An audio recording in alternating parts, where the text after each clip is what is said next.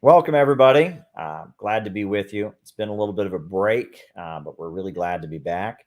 And we've got a special panel for you tonight. We're going to be joined by the writer Dan Kovalik, as well as fellow CPI analyst Lily Goldklang. And we're going to be talking about the 25th anniversary of the historic handover of Hong Kong when Hong Kong was returned to China from the British Empire. So it's going to be a great discussion.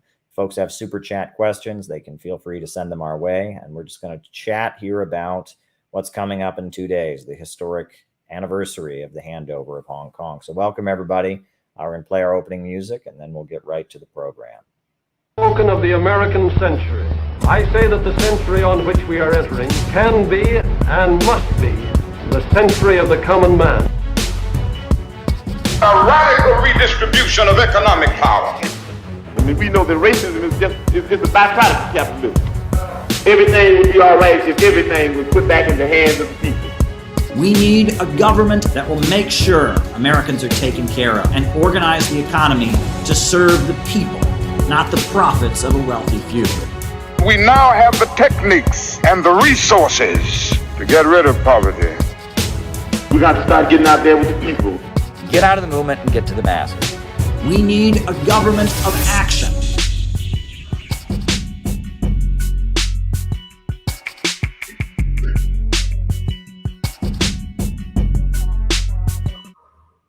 All right. So first, we are joined by Dan Kovalik. Dan Kovalik is the author of many anti-imperialist books, frequent appearer on anti-imperialist media. He's written The Plot to Attack Russia, To Scapegoat Russia, The Plot to Attack Iran, The Plot to Attack Venezuela. We're really honored to have him with us on this panel. And we also have Lily Goldklang. And Lily Goldklang is a political analyst with the Center for Political Innovation. So I guess we'll start out. I want to ask Dan, and then I'll ask Lily, to really reflect on what has gone on over the past 25 years. How have things changed for Hong Kong? What's the significance of this 25-year anniversary? Go ahead, Dan. Well, I think, we have to remember, first of all, what it was like before the handover. You had, first of all, the British who ruled Hong Kong for many years. It was a caste system where, white people, British people had favored treatment over Chinese people. Chinese people were looked down on. They were treated as subservient. And this was felt within the Chinese population. And things really boiled over in the 1960s when people in Hong Kong, somewhat inspired by what was happening in the West, protested against the British and demanded self-rule and demanded Chinese, to be part of China. And at that time, I believe it was, I have the figures here, 5,000 people were arrested by the British and 36 people were killed during these demonstrations. The violence that the British perpetrated against these protesters was, to put it lightly, much more severe than protesters today are experiencing in Hong Kong.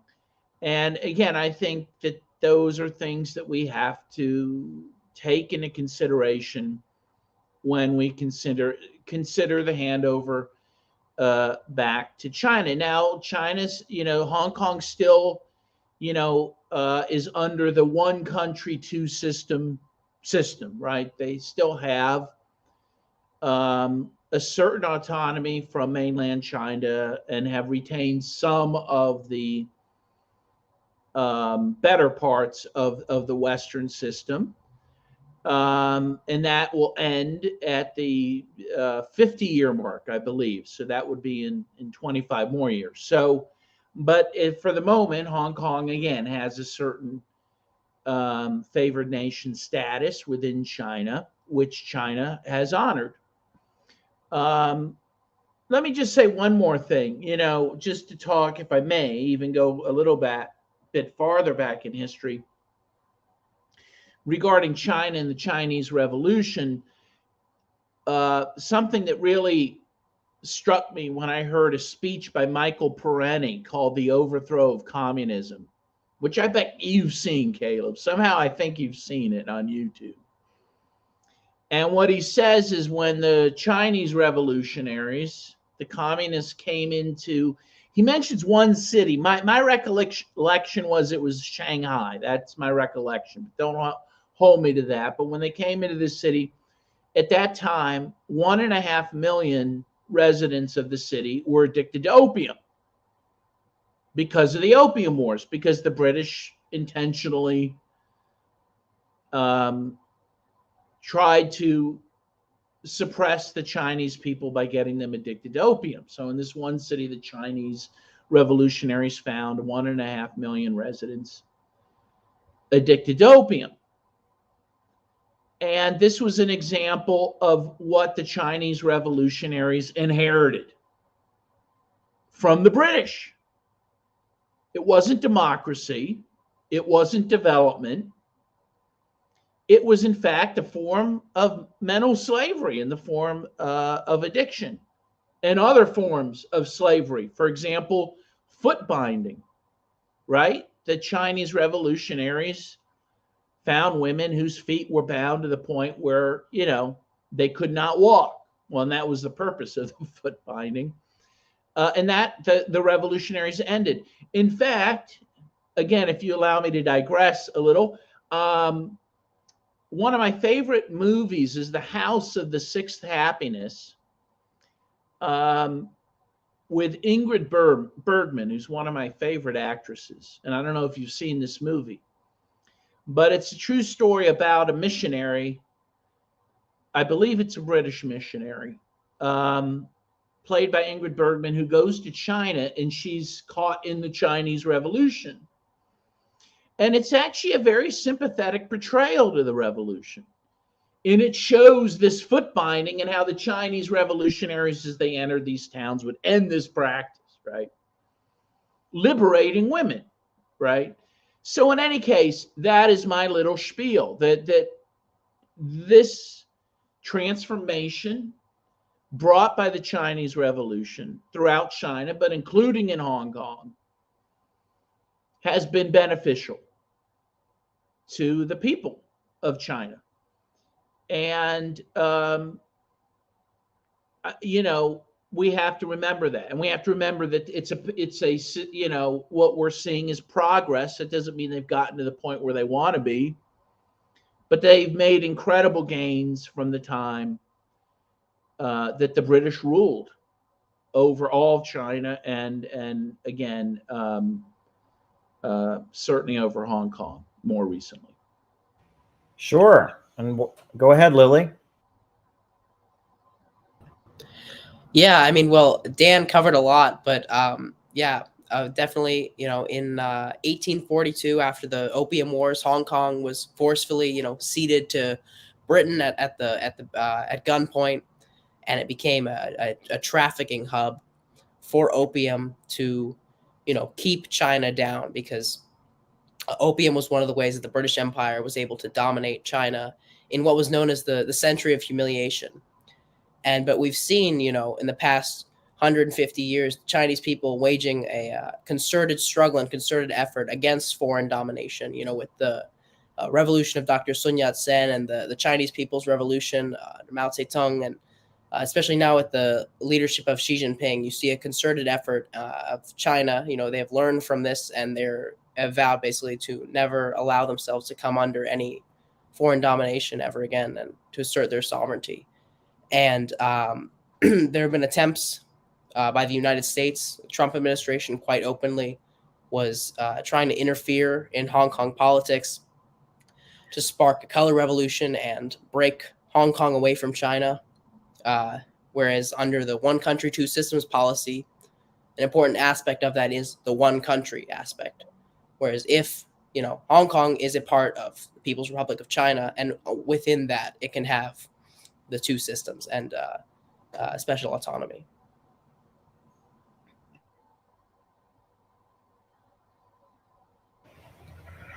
All very good points, Lily, and very good points, Dan. One thing that I would like to add, and I think a lot of people just don't quite get this, is that the way China was oppressed by the Western imperialists was by keeping it divided.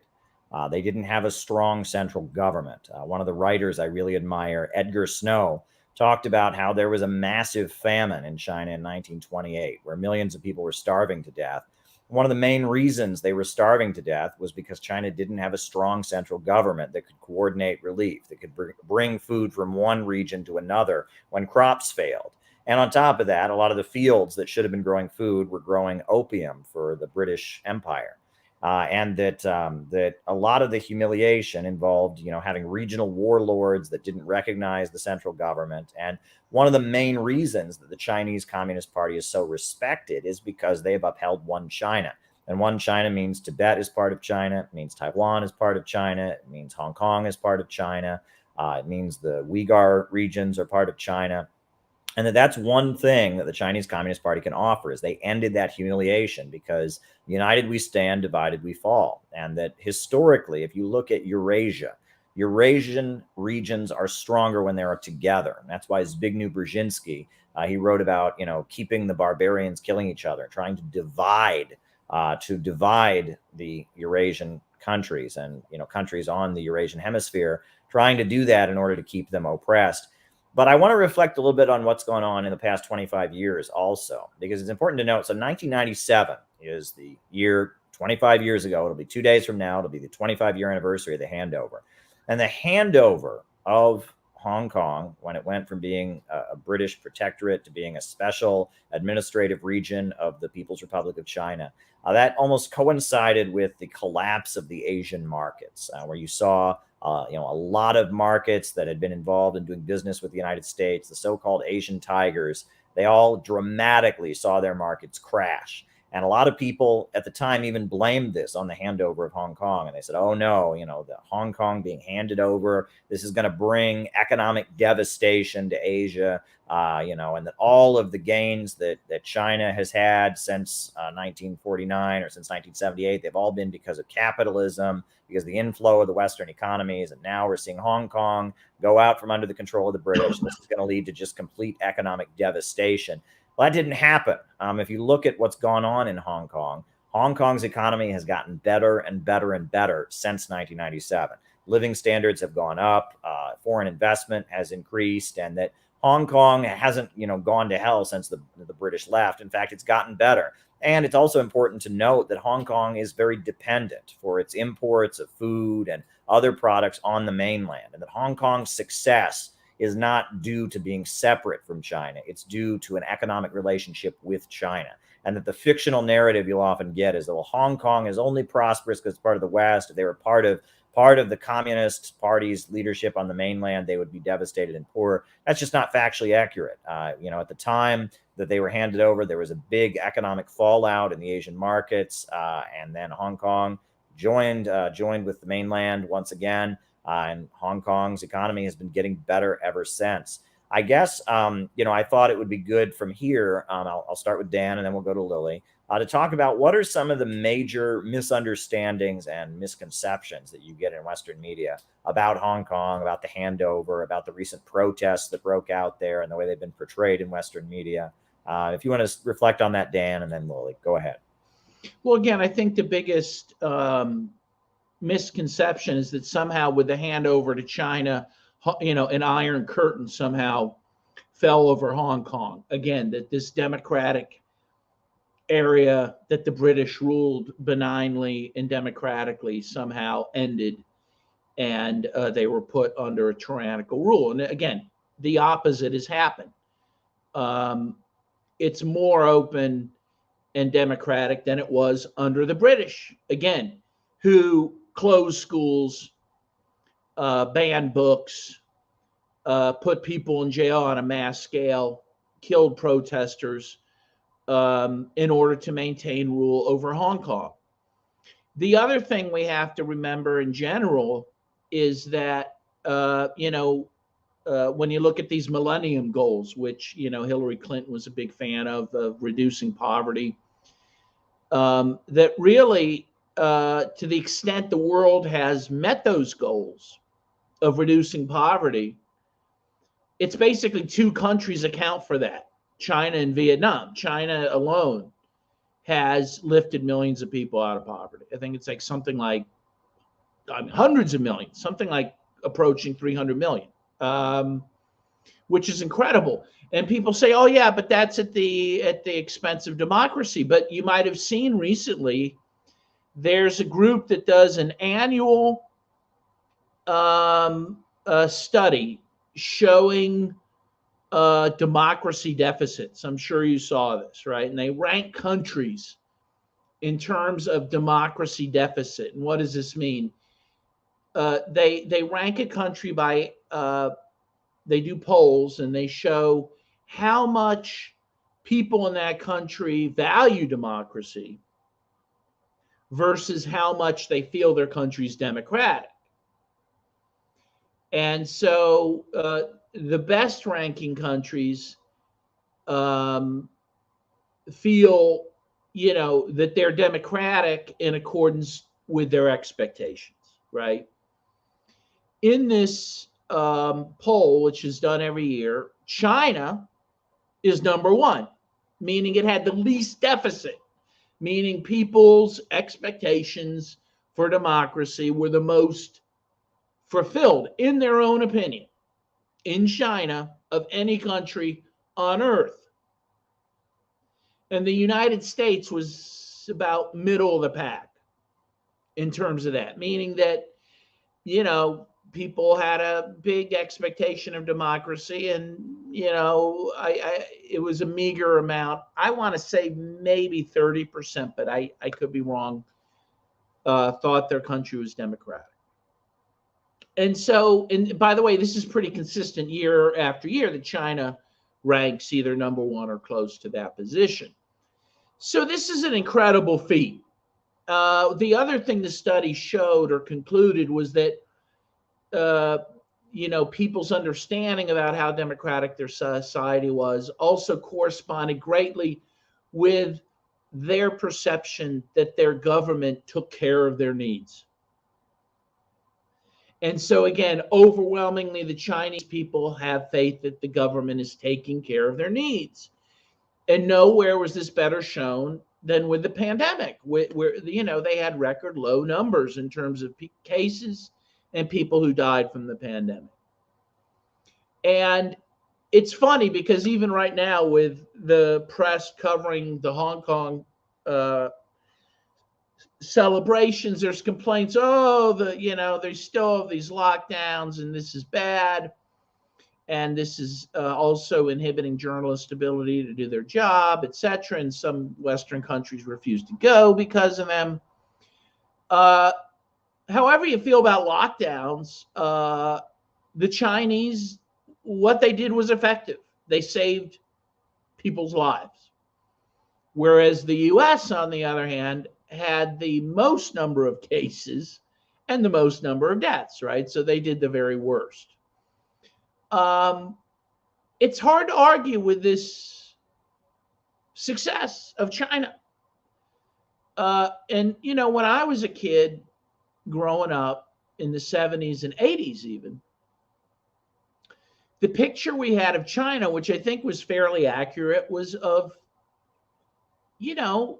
small cities where people were bicycling mostly. People didn't have cars. It was not a major industrial power, and it wasn't developed in the way that we define, Western industrial development. Well, now China is an economic juggernaut, right?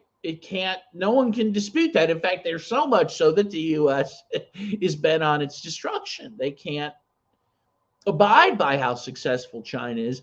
And I always say, well, now people complain, but China creates all this pollution. First of all, China's trying to do something about that. They're now leading the world in green energy. But as I always say, well, people didn't like China when people were riding bikes, and now they don't like it when they're driving cars. People just don't like China. I mean, right? I mean, it doesn't matter what they do. So the antipathy that's shown towards China has to be, I think, taken with a grain of salt for all the reasons I just gave. All right, we'll hear from Lily now. Sure, yeah. A big misconception. Sorry, a big misconception about Hong Kong is, the idea of the British. They had this democratic system, and the handover to China eliminated democracy. But Hong Kong didn't even really have an elected legislature before the handover to China. And another thing that is misrepresented often in the media is this national security law. There's been a lot of sensationalism about the national security law in 2018, 2019.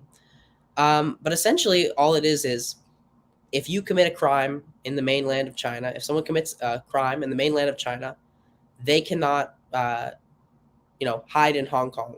Hong Kong can extradite them to face prosecution in the mainland. And in America, could we imagine if, we had, someone commits a crime in Michigan and then they go to New York City and, they can just hide in New York City and avoid prosecution? I mean, that wouldn't make sense to us in America. But there's this kind of double standard for China. And there was a famous kind of story that was publicized about a man who killed his girlfriend in the Taiwan province of China. And he fled to Hong Kong, and he wasn't able to be extradited to face charges, And that's kind of what this extradition law is about, because there were loopholes in Hong Kong's law that were being closed up by this extradition law. And amidst this, the United States, poured millions and millions for the National Endowment for Democracy, into NGOs in Hong Kong, basically trying to spark these protests, which, were pretty much riots. We've seen kind of horrendously. There was a man who was questioning these rioters, basically, or waving the British flag and the American flag, saying, "Trump, please come save us." And this guy was questioning the rioters, and they didn't even debate with him. They didn't argue with him. They just lit him on fire. And it's a pretty horrendous video. And I just think that the representation in the U.S. media, the mainstream media, of the people trying to reassert foreign control over Hong Kong, to try and keep China down and dominate China once more. The image of them as these freedom fighters who love democracy is completely warped. And, the democratic elements in Hong Kong today are because of the handover to the People's Republic 25 years ago. Can I add something to that? Go ahead. Well, the one thing that occurs to me when Lily was talking was think about how people are reacting to the January 6th insurrection, which we're having these hearings. We had a big hearing today. I didn't watch it, but I've seen some of the, clips about it. People want to have Trump arrested, in fact, for having been not because he was there, but because he was somehow behind the scenes is an intellectual author of the insurrection. And this was an insurrection which lasted a matter of hours, right? On one day, in which very few people died. I think a total of 7, if you count suicides that happened afterwards. Meanwhile, and by the way, no one seriously claims that there was any foreign influence or support for the January 6th insurrection. You might hear a bizarre remark about Putin being responsible for that, just like he's responsible apparently for the truckers' strike in Canada and Colin Kaepernick kneeling and that's just, nonsense. No one really seriously claims that, right? Meanwhile, in Hong Kong, we know that the U.S. funds groups that engage in violent protests, which, again, we wouldn't put up with in this country. They have gone on sometimes for days, right? And the Chinese police have used non-lethal methods to try to deal with that. Again, you look at the double standard vis-a-vis how Americans react to the different protests. To me, is quite quite incredible. Well, sure. And I mean, I'll just add to that that, again, a lot of the coverage of these protests in the United States didn't talk about what the protests were actually about. It was all just about Chinese government is oppressive, Chinese government is authoritarian, be very afraid, all kinds of emotions. They didn't get to the essence of what they were about. This extradition law was basically saying, these protesters were basically saying they rejected the extradition law and that they wanted wealthy Hong Kong businessmen to be able to go onto the Chinese mainland, break the law, and go back to Hong Kong and not be held accountable for it. I mean, that was essentially the issue here. It wasn't that the Chinese mainland would extradite people for breaking the law in Hong Kong. It was that the Chinese businessmen would be able to go into the mainland, not obey the laws of the Chinese Communist Party, take bribes, engage in corrupt behavior, and then go back to Hong Kong and deal with it in Hong Kong. And in Hong Kong, the legal system that has been set up is much more sympathetic to local businessmen and such. And this is really an issue of China's sovereignty. That in the United States, as Lily put it, again, if you break the law in New York, you go and you face criminal charges in New York. If you get a speeding ticket in Pennsylvania, you have to deal with the courts of Pennsylvania. And why should the mainland of China have that same right? It's pretty simple. And that they tried to portray this as if this was a rebellion of the people, but it was the rich kids of Hong Kong. It was the wealthiest, the most privileged people in Hong Kong society who want to protect the wealthiest, the richest of the rich, and to protect their ability to not be held accountable. And China fighting for its sovereignty and their ability to force their laws on their own mainland and to enforce them.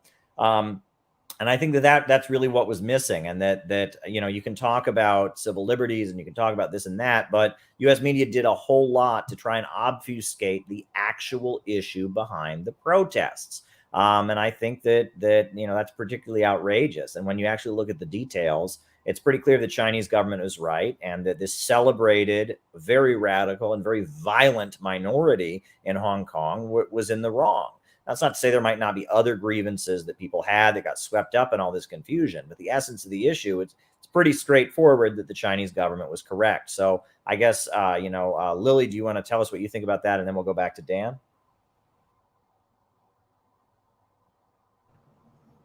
I mean, sure. Yeah, it's pretty clear that the Chinese government is correct in, enforcing its own laws. If you break the law on Chinese soil, you face trial on charges on Chinese soil. It's pretty simple.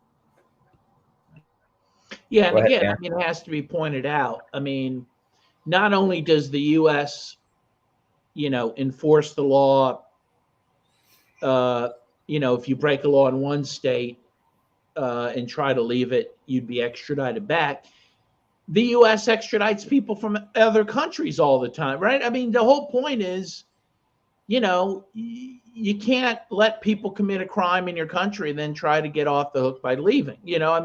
Generally speaking, no one thinks that's the proper thing. It's not like the Dukes of Hazzard, whereas if you get across the county line, woo, I'm free. It's just no one really thinks that's the way for things to operate. And again, if you think about it for 1 second, you would say, well, no, that's a pretty rational situation. The only other thing I'd throw out there that we didn't mention, that has to be mentioned, when the Chinese had their revolution, I believe in 1949, they were successful. Again, we have to remember they inherited a country not only devastated by Britain, but they inherited a country that had been brutalized by Japan during World War II, right? Yes. That had been literally raped by Japan. And we have to remember China, of course, was one of the allies, significant allies in World War II. And then right after the revolution, of course, the U.S. invaded Korea and China got involved there. They supported their Korean brothers and sisters who had played a very critical role in helping with the revolution and in fighting the Japanese, right? So the point is, can you imagine what the Chinese inherited? This peasant society that had been, de-developed by the British, then ravaged by war with Japan. Then they have to fight the Americans in Korea. And yet still, within a very short amount of time, they're now a space-age nation. I mean, it's hard to point to a more successful country, except maybe the USSR, but for the very same reasons, right? And again, there's no disputing this.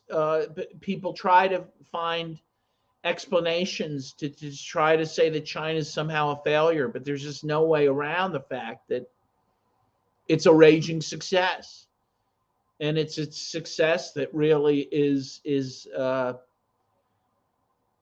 upsetting the powers that be in the West. Well, absolutely. I think it's worth pointing out that it wasn't just in Korea that China had to fight against the United States. It was also in Tibet. Remember the Tibet Civil War, that after the Chinese Revolution, you had the United States, and we now know there's books published like by the Heritage Foundation, the CIA's secret war in Tibet, that the USA was airdropping weapons and trained fighters into Tibet, and about 500,000 people died in the Tibet Civil War, fomented by the United States against the new People's Republic of China. And it's also, worth pointing out that in the more recent Hong Kong protests, it wasn't just like that these Hong Kong protesters, maybe they got boosted by Western media. No, there was actually an app that was created by Apple and was available on the App Store that was, people called it the Cop Killer app, that basically enabled these protesters to locate police and it tracked the location of police in Hong Kong to enable these protesters to find them and attack them. Now, can you imagine if Russia or China or Cuba or Venezuela had an app that was enabling protesters in Black Lives Matter or the Tea Party or the anti-lockdown protests to target police officers? What would be the response of the United States? And the fact that China has been subjected to having on its own soil, foreign-backed, foreign-funded, foreign-directed, very violent demonstrations that are attacking police, that are lighting people on fire, that are being directed and aided by foreign governments, that are, seizing government buildings. You mentioned January 6th. That was a few hours. This went on for months and months and months. The fact that China has been subjected to that is an example of an effort to stop the rise of China, because China just continues to rise. It is an economic superpower. It continues to grow and raise people out of poverty, but yet it has been subjected to all of these relentless attacks from Western imperialism. And that can't be overlooked. And the fact that at this point, yes, they're celebrating the 25-year anniversary of the handover, and Hong Kong has just seen its living standards go up and its economy has gotten stronger and stronger and stronger. This all points to the fact that the future of China is with socialism, and that they maintain. And I think it's also important to note they have one country, two systems, meaning that Hong Kong, according to the Chinese Communist Party, Hong Kong is a capitalist country, whereas the Chinese mainland maintains socialism with Chinese characteristics. And I think this is really interesting because if you listen to Tim Pool and a lot of these right-wing commentators, they'll talk about, when China comes and takes over the United States, they're going to take away your video games, they're going to take away your marijuana. Well, China has made overwhelmingly clear they're not interested in exporting their system, and they don't even export their system to other parts of China. Other parts of China, Hong Kong, part of China, they maintain capitalism, right? They got socialism on the mainland, and even Hong Kong, which is part of China, was handed back to China in 1997. Even they maintain their capitalist system, elements of the legal system and electoral system that was set up before the handover, et cetera. So if they're not exporting the Chinese government system on the Chinese mainland to other parts of China, they're definitely not exporting them to the United States or any other country that might trade with them. There are many China-aligned countries that have very different political systems, very different economic models, very different political models. China is not trying to do that. They recognize that the socialism that exists in China is made specifically for the Chinese mainland. So I think that's an important point as well. What do you think of that, Dan? No, I agree. I mean, not only are they not going to take away your video games, they're going to make them and sell you to them, right? I mean, they're right. I mean, let's face it. That's good. They are the industrial power of the world. And by the way, the U.S. helped them get there. I mean, the U.S. complains about this now. Oh, we're getting beat by the Chinese. Well, the U.S. ruling class made the decision to outsource jobs to China en masse, right? They didn't want to do the manufacturing anymore in the U.S. because at the time they were able to get cheaper labor. There they still are. They wanted that cheaper labor. But also the American ruling class doesn't want to build anything anymore. They just want to make money off of money, right, through financialization. So they outsourced it to places like China, Vietnam, and now they begrudge China for the fact that it produces most of what we consume, right, including our iPhones and our video games and our TVs. And we're being left behind. We don't even have, we had this huge problem that I think still persists with the computer chips. We don't make enough computer chips for automobiles, for example. And so we were unable to make automobiles. And that's why used cars are so valuable right now, because we're having problems building cars. I mean, we were, Detroit was, of course, the car capital of the world. Now we can't build cars, and I don't want to say our ruling class did this to us. And now they complain, oh, we're getting our clocks cleaned by the Chinese. Well, that's, that was all by design.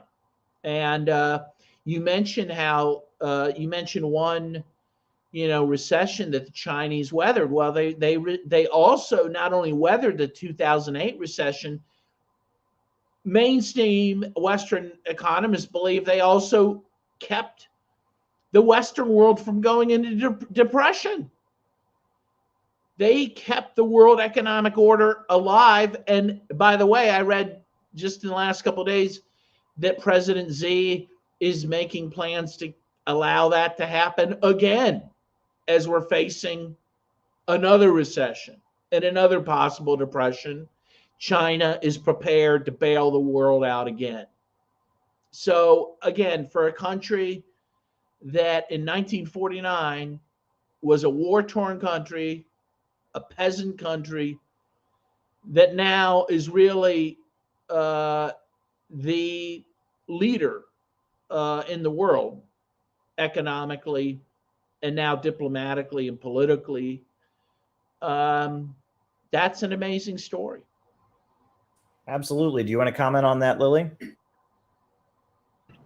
Sure. Yeah. Just one thing that came to mind is about, China on track to surpass the U.S. Some estimates say they already have. Some estimates say it'll be in the next 5-10 years. But either way, it's coming.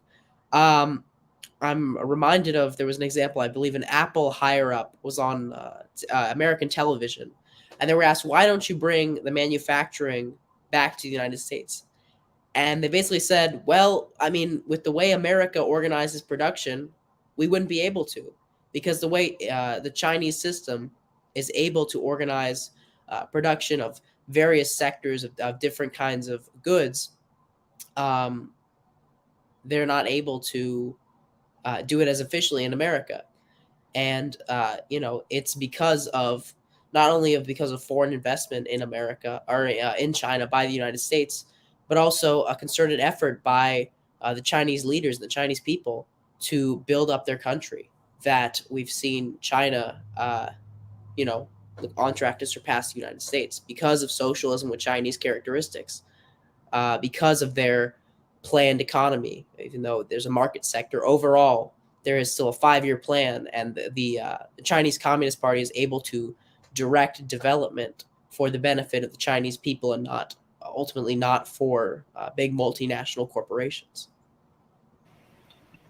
Sure. Well, I guess I'll just conclude by saying that if you look at the way the economy is in the United States with all this inflation, With, I mean, we've seen a lot of the heartland of the United States and just how much the country is crumbling and the roads and the infrastructure are falling apart. If you look at it, trading with China, this fast growing socialist economy on the other side of the planet, would be in the interests overwhelmingly of the American heartland.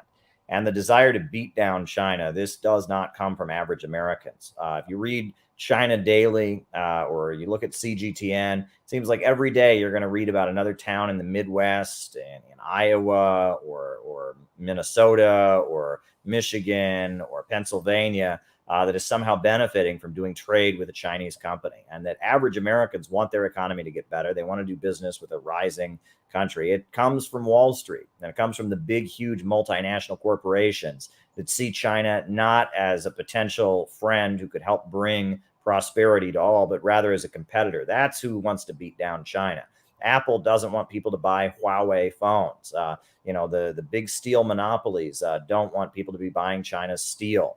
And that's really what's behind this. And they see China as a competitor. But I think it is in the interests of the overwhelming majority of the American people for China to come together. I mean, there's been all these attacks on Made in China 2025, this program to invest in new technology that the Chinese Communist Party has pushed. But from the beginning, Xi Jinping has said, let's make it a joint program. Let's have Chinese scientists, Chinese engineers, Chinese labs and universities team up with American engineers and American labs and American universities.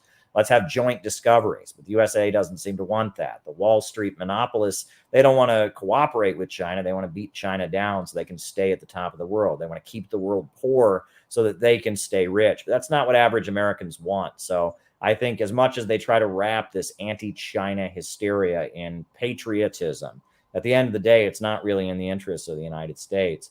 So I guess I just want to turn it over to Dan and then Lily, if you want to make some closing remarks. And I want to thank you both for coming on the panel. And then from there, we'll conclude. So I guess, Dan, go ahead, and then Lily. I guess I'll just end with a quote from former President Jimmy Carter. During the Trump administration, I guess President Trump called Carter to talk about China. And Carter said, the thing about China is, except for a very brief period in the last, 50 some years, China has not been a war. They're generally a peaceful country. And that's why, and so instead of putting their money into war, they put it into speed trains. And he said to Donald Trump, where are your speed trains? And of course, the answer is we don't have any. And I think that observation of Carter, to me, says it all. The U.S. has become a country that destroys, it does not create. And China is a country that creates and does not destroy. And that is why more and more countries are partnering with them throughout the world on their Belt and Road program, et cetera. And as you say, if we did that, that'd be great. I wish we had speed trains. I'd be happy if the Chinese built us some, And it's sad. It's sad that we don't have a cooperative relationship with countries like China or Russia, that instead we're being, pushed into war with these countries. And that's a tragedy. Lily? Sure. Well, as we see, living standards and the economy in the United States decline, we see kind of the reverse in China. Every year, people's lives are getting better. More people become the middle class. Every day, a new Chinese person becomes a millionaire. And, amidst this crisis that we are undergoing in America, I think, we might be able to learn a thing or two from the country that's going in the opposite direction, that's marching towards a brighter future for all people and a shared destiny for mankind.